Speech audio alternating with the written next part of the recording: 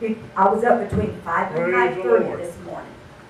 So I did get me some sleep last night, but I had went outside to take my nighttime medicine, because if I don't take my medicine at an early time, I was afraid I wouldn't get up early enough to make it to church on time.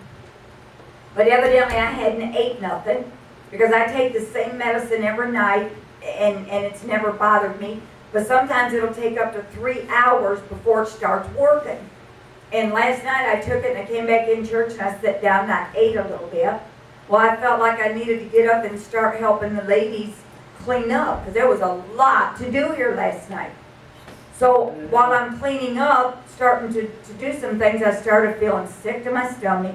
I started feeling lightheaded and dizzy, and I thought, I got to sit down here just at least for a minute. So I asked Tina, would she finish putting some stuff in a bowl for me? And so while everybody's busy, I thought, well, I'll just sit here for a few minutes and maybe it'll pass, and then I'll get up and I'll try to get something done. Well, the longer I sit there, the worse I started feeling. I laid my head down on a box on the table, and I just kept sitting there and sitting there and sitting there. And then I think somebody said something about Art taking me home or something. And I said, well, I really need to help these ladies get this cleaned up. So I got up and I walked over to Sister Lena, and she was busy doing some things. And I said, Lena, I said, if I leave, I said, are you guys okay to clean stuff up? And she's like, yeah, we'll be okay. Well, I hardly made it back to the chair. I felt like I was going to fall right in the floor and pass out. And I was so dizzy-headed and so sick to my stomach. And I got back to the chair, and I sat there and I thought, Lord, I'm going to die. Y'all don't know how bad I was feeling. I said, Lord, I'm going to die. I'm going to just die sitting here. And I didn't want to leave the church. And I know Art kept wanting me to get up and get me in the van and get me back to the campground, because he knew if my medicine kicked in and it put me to sleep, I'd probably end up staying here all night in that chair, or bring me to the pew and let me sleep. And so I didn't want to leave, because I thought, Lord, if I get started out of here and get started to the campground, what if I've got to go back, and what if I've got to have Art take me to the hospital? I almost at one point thought, I'm going to have somebody just call an ambulance. And so I said, would y'all pray for me? Well, the whole church gathered around. Now, I'll tell you something. I put this on Facebook at 5:30 this morning, whatever time it was, that we have a powerful church. We really do. And when y'all got around me and y'all started praying and you got done, I didn't think I was going to make it, but I heard Art and Mary say, let's get her out of here. And I think they drugged me out of here. No, you walked. Because did I walk? I don't hardly remember picking my feet up and walking. I felt like I got drugged out of here. You didn't have to, but you walked.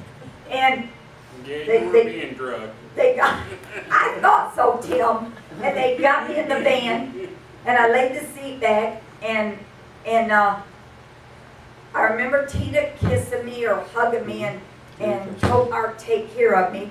Well, we got started down the road, and I laid there and I just kept saying, Jesus, Jesus, Jesus. And I just kept meditating on him and calling on his name. And after a while, all the sick feeling started to leave. And I was just feeling weak, and I was feeling sleepy and kind of drugged. And by the time we got to the campground, Art helped me in the trailer, and I got my pajamas on. I crawled in bed, and I don't remember anything until after 5 o'clock this morning. So give the Lord a hand of praise, because he deserves it. But you are a powerful people. I can't stand this mic.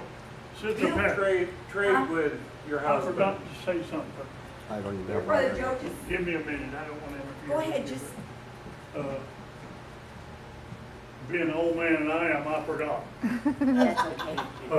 On this afternoon, Sunday this afternoon, from 4, I believe, to 7 o'clock, they're having a benefit dinner for Brother Thompson, which you know, he has cancer and he's having a very hard time.